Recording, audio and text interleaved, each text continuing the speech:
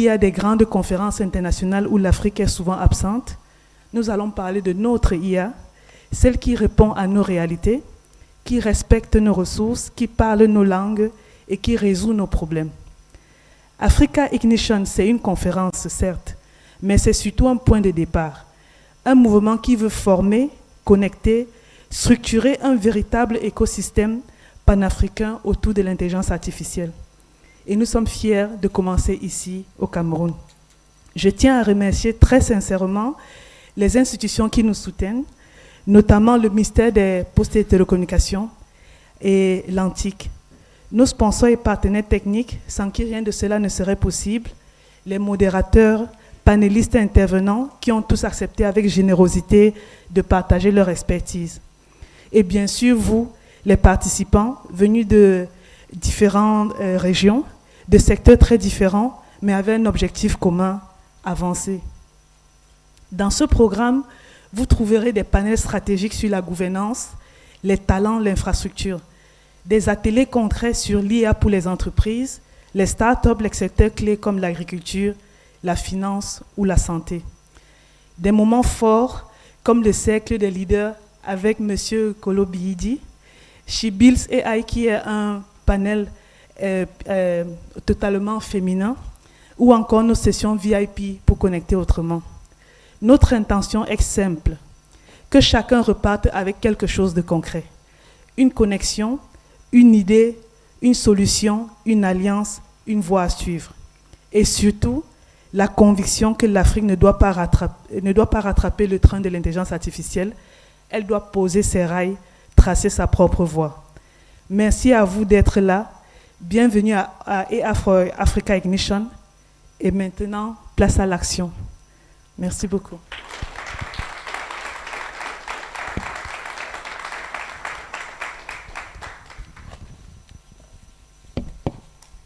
Je vais passer la parole à Monsieur le délégué régional des Postes et Télécommunications pour son allocution.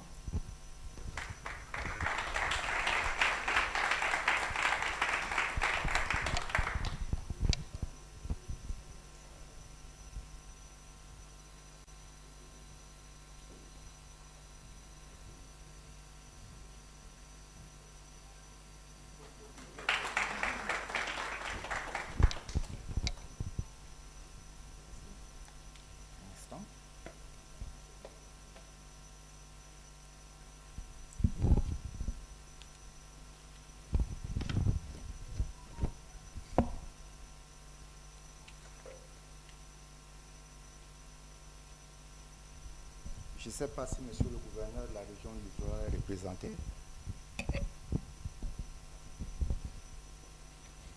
Distingués experts,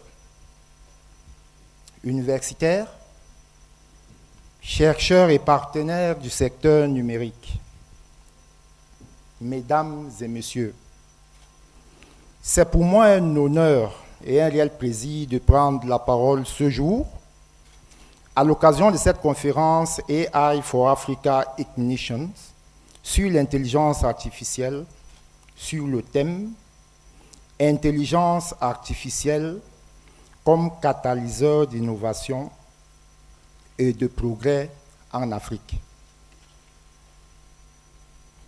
Aussi, permettez-moi en début de mes propos d'adresser, au nom du gouvernement de la République du Cameroun, mes vifs remerciements à l'organisation AI for Africa Ignition, ainsi qu'à l'ensemble des partenaires pour l'organisation de cette rencontre de haut niveau, qui intervient à un moment où le continent africain, à l'instar du reste du monde, est appelé à prendre activement part à la révolution numérique dans un esprit d'innovation, de souveraineté et d'inclusion.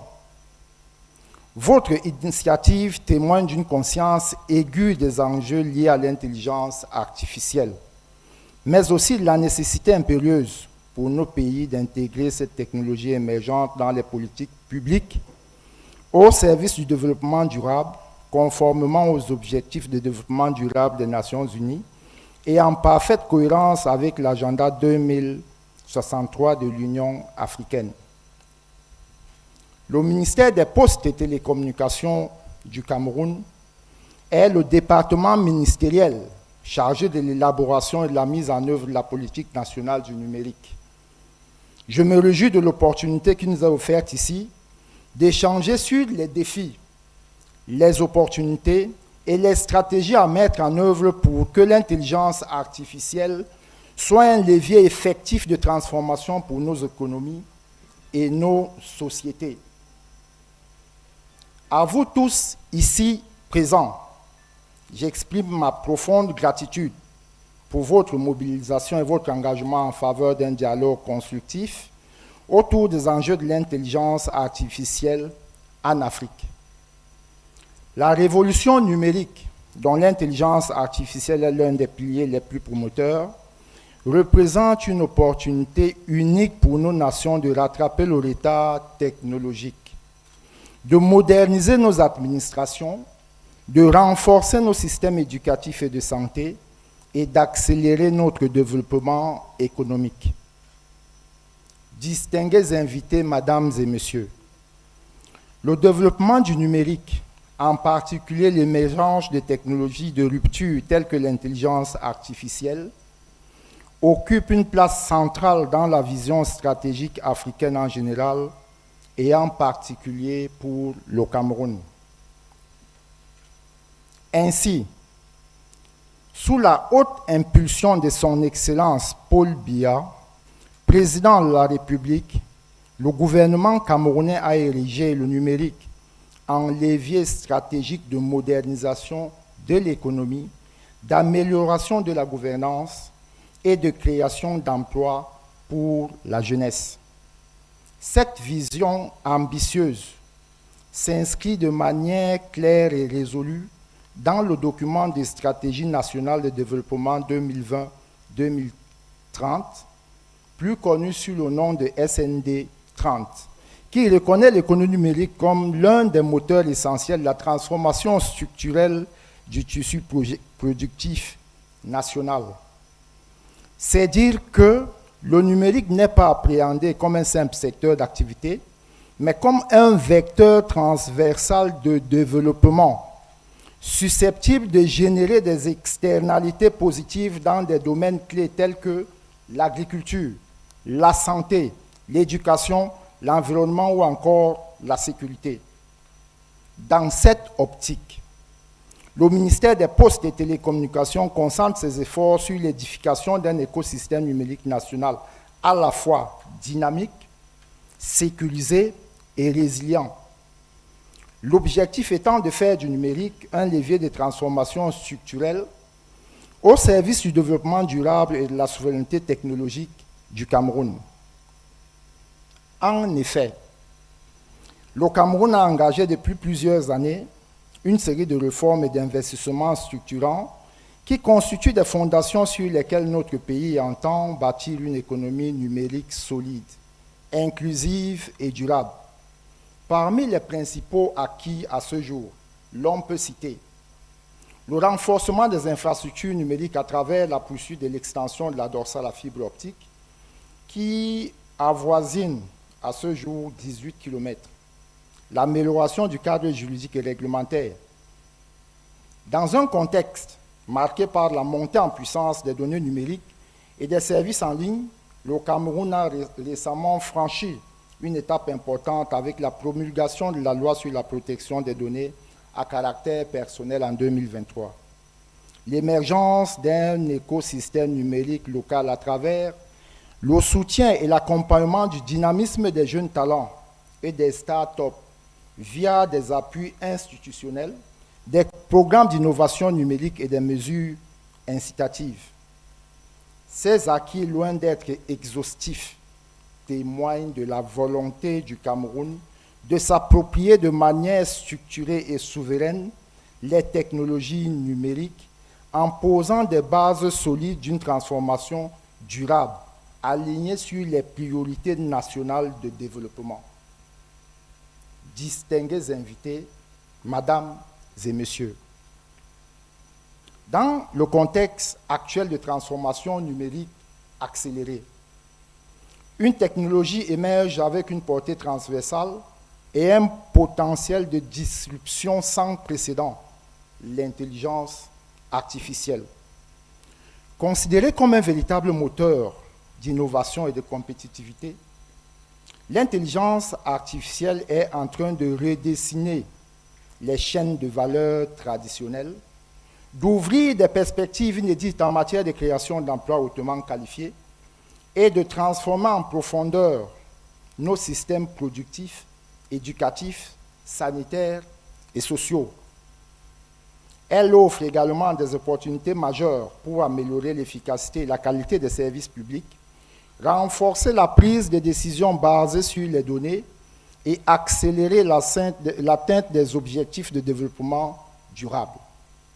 Cependant, et malgré certains progrès notables, le chemin vers une appropriation véritablement stratégique, inclusive et souveraine de l'intelligence artificielle en Afrique reste à parfaire. Il s'agit entre autres de la persistance de la fracture numérique qui compromet l'équité dans l'accès des innovations fondées sur l'IA et freine leur impact dans des secteurs essentiels comme la santé communautaire, l'agriculture vivrière ou l'éducation de base. Du déficit de compétences spécialisées. L'intelligence artificielle repose sur des compétences avancées, en mathématiques appliquées, en sciences des données et en ingénierie logicielle et en éthique technologique. Le manque d'experts locaux dans ces domaines constitue un frein à l'émergence d'un écosystème d'innovation endogène capable de concevoir des solutions adaptées à nos réalités socio-économiques, des enjeux de souveraineté technologique. La majorité des solutions et des plateformes d'IA actuellement utilisées en Afrique sont développées à l'extérieur du continent, souvent sans prise en compte suffisante des contextes culturels, linguistiques ou économiques locaux, des défis éthiques et juridiques.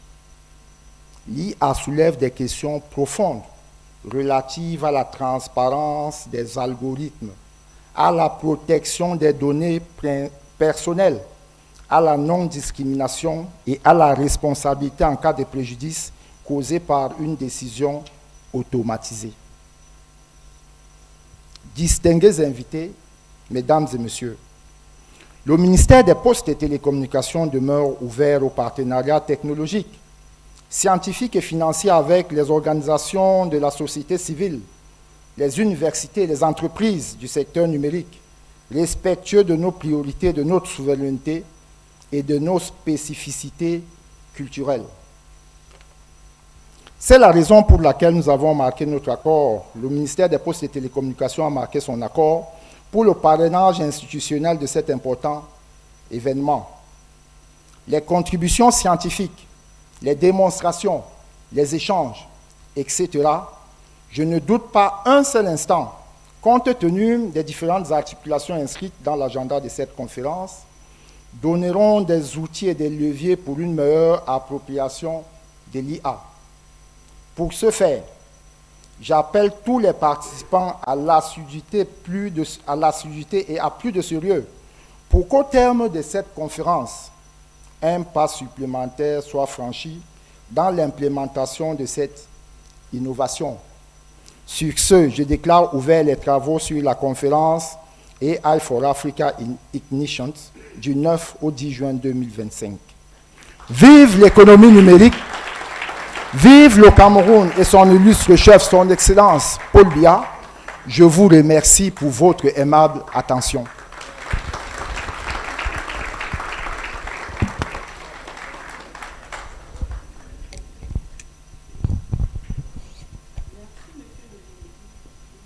Merci, monsieur le délégué régional des postes et communications du littoral.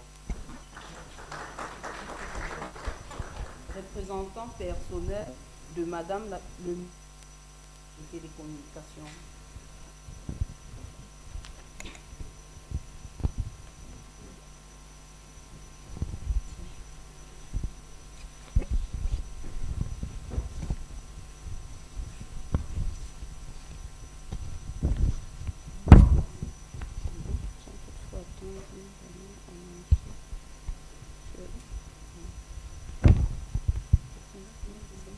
Ok.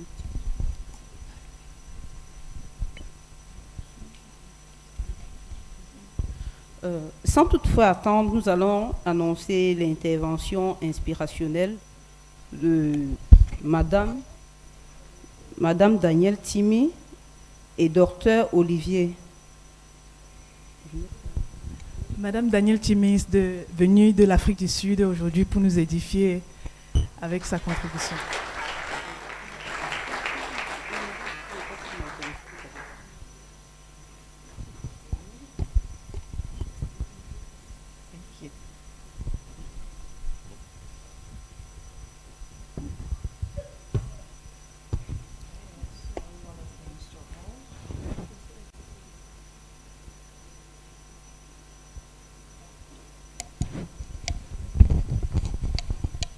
Can we put the presentation up, maybe? I'll just do an introduction. Good morning, everyone. I hope you're all well.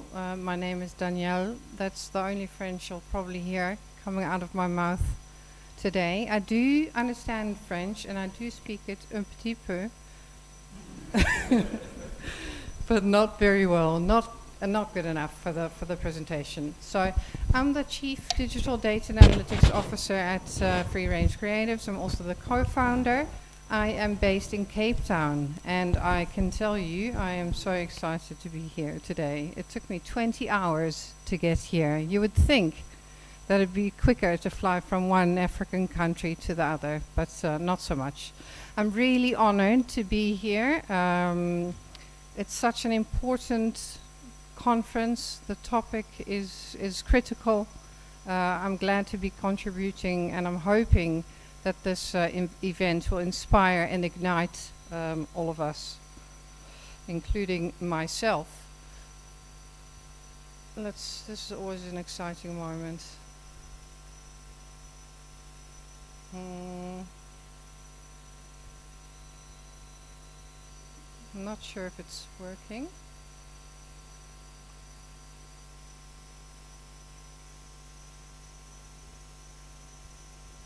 You try?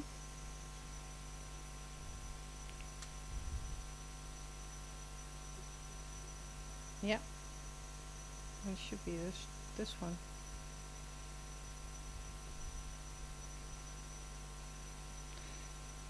You can always expect the technical gremlins to appear at a conference.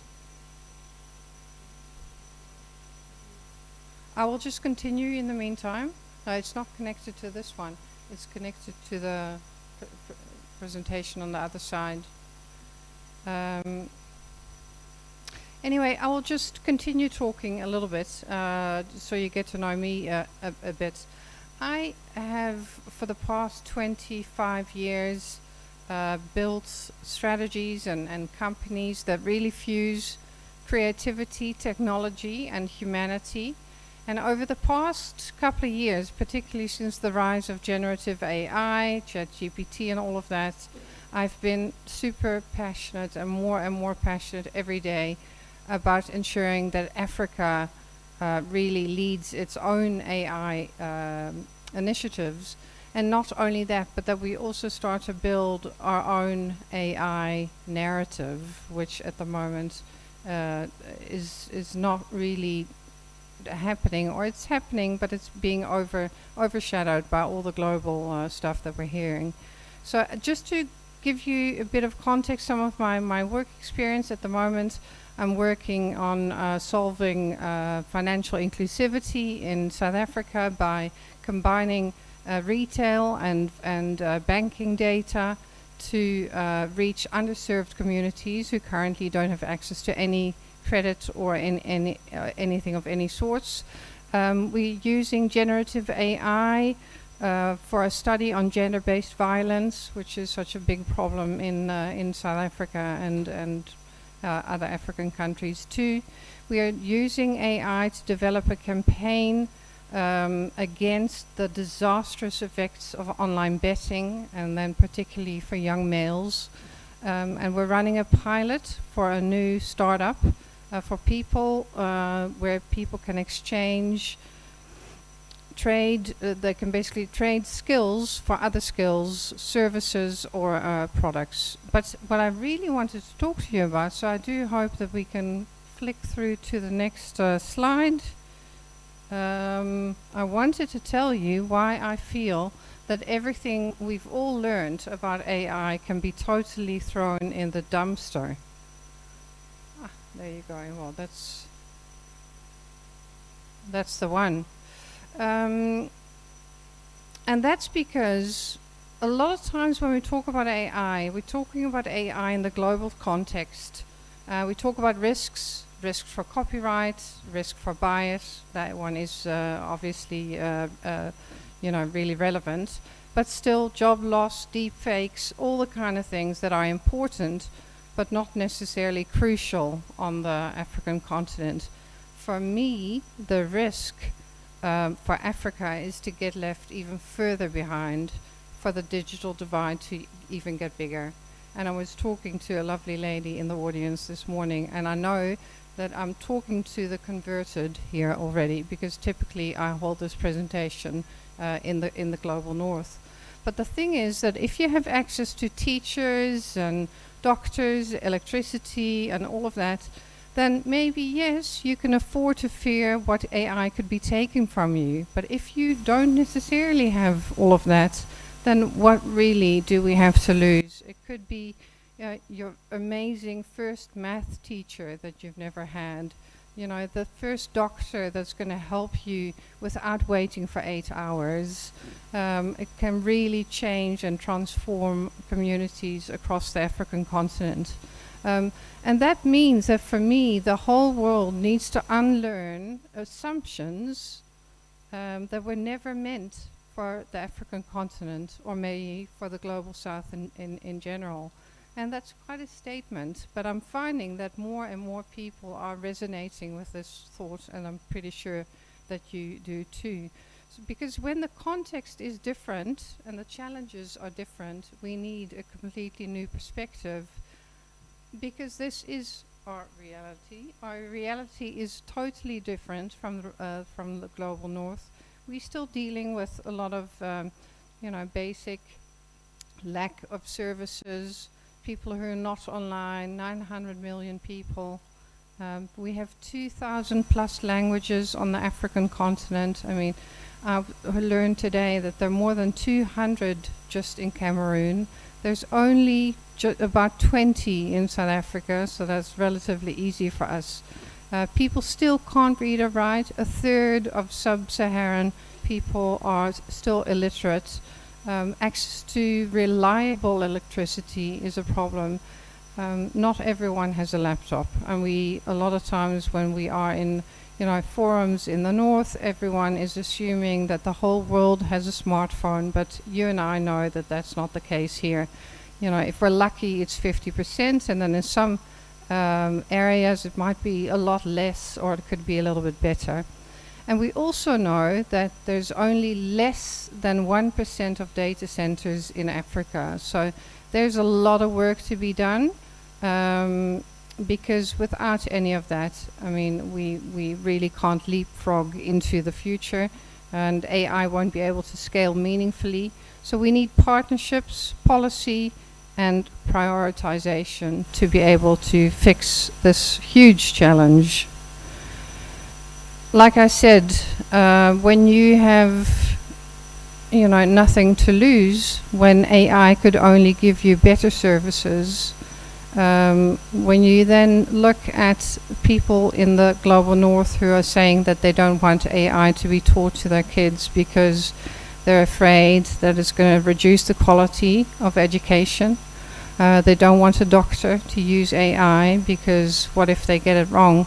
The thing is that here, how you would look at it is, well, that's a really lovely problem to have. That's a first world problem, and unfortunately, we don't have that problem here. So the risk of getting it wrong versus the risk of getting nothing at all or getting left behind is what makes it completely different. And I think we need to be having those kind of uncomfortable discussions and talk about the elephant in the room. So in order to solve it, we really need to understand the context, and let's see. Let's show up some hands. So, how many of you have recently read about AI taking jobs? Is that a topic that you've been reading about online? I'm pretty sure that everyone has seen that. Now let's talk about a different topic. So how many of you have read stories about AI saving lives in African clinics? Oh, I'm so grateful to see a few hands at least. I want next year and the year thereafter to see lots more hands. Because the thing is that we need to be reading those stories. You know, our LinkedIn feeds are filled with all the global content, and it's a different story. It's an interesting story. We can learn from those stories. We need to be telling our own stories, and people, young people also particularly, need to be seeing those stories. So what it could look like in Africa is, I think, what we're going to be seeing over the next 2 days. There is so much to be done. We could be solving real problems with AI. You know, it could transform healthcare. No more 8 hours waiting at the clinic with your baby and then still get sent home because the doctor didn't have time. I'm so hoping that will change. Education. Did you know that in South Africa the pass rate for math has been lowered to 30%, so it means if you get a 3 out of 10, you've passed your math. What I would love to see is that we use AI as a support for teachers, and in some cases, maybe some of the challenging subjects like math, the AI could be doing the teaching, and the teacher could be more of an assistant, and hopefully we can change that pass rate and, you know, put it right up where it should be. In agriculture, there's also many case studies, and again, when I have these discussions in Europe, we're talking about agriculture and potentially interesting topics and how we could be solving problems, and then immediately we're talking about, you know, doing things on a cell phone that's obviously a smartphone in English. And there is no voice capability. So these are just one example of us needing to have those discussions with all the different stakeholders. Let me just flick a bit forward. Ultimately, at the moment, what we really want to see is that people are actually going to be benefiting from AI themselves, and that is not just people, you know, big tech, international companies. Then we also need to have questions around who's holding the IP, you know, who owns the tools, who holds the skills? Are these being transferred when we work with those big international companies, or are those staying with the international company? Because that's a conversation that needs to be had. I think, you know, for us to be able to solve all these problems completely on our own is going to be tough, and we're going to need partnerships, private partnerships, public partnerships, but we need to have the discussions about ultimately if the people that are benefiting are going to be the people on this particular continent. We need to change this picture, and it means that we need to drive this change. What we don't want to be is just beneficiaries. We're builders, you know. We are co-creators. We are equal partners in development. We should be. For African solutions that solve problems from the African continent with African data and using local context. You know, that would be a different framework, I think, to be using for conversations around AI projects.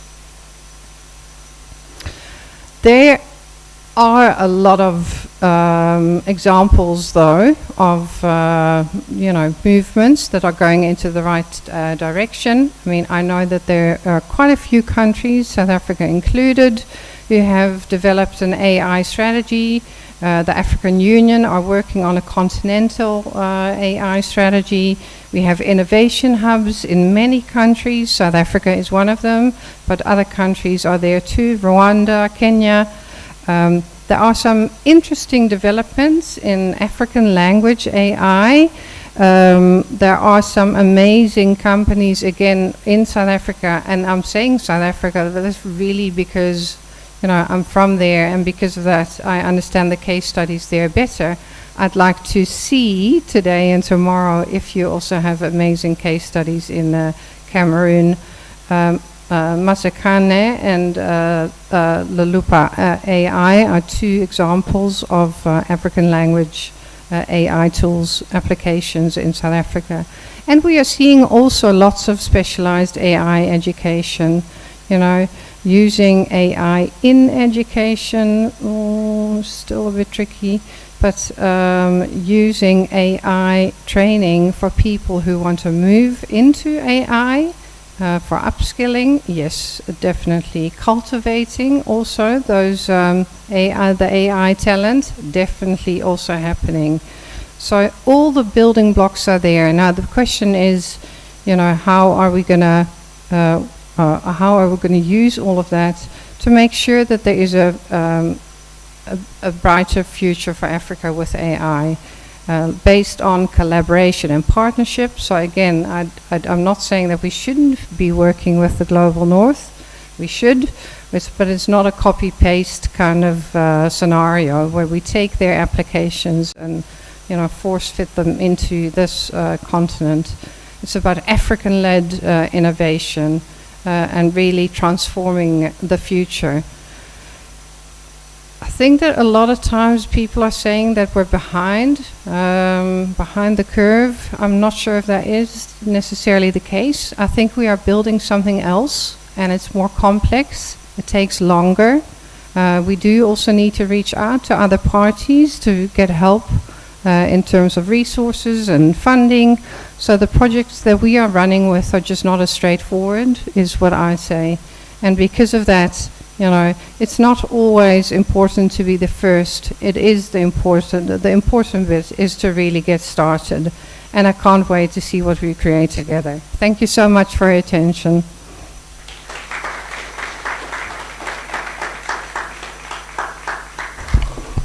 Thank you very much, Daniel. Donc, pour les francophones ici, je vais essayer de résumer rapidement l'inspirante intervention de Daniel Timing.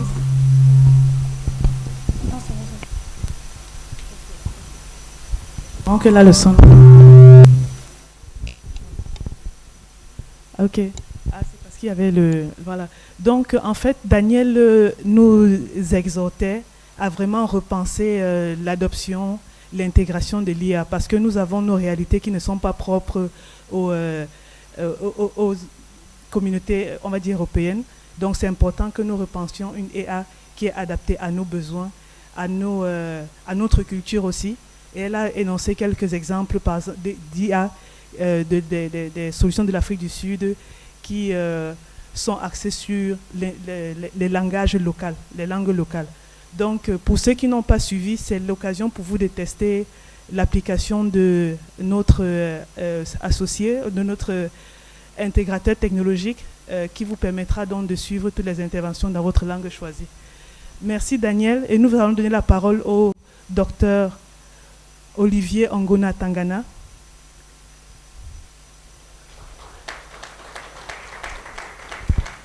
Qui nous vient tout droit du mine Postel à Yaoundé.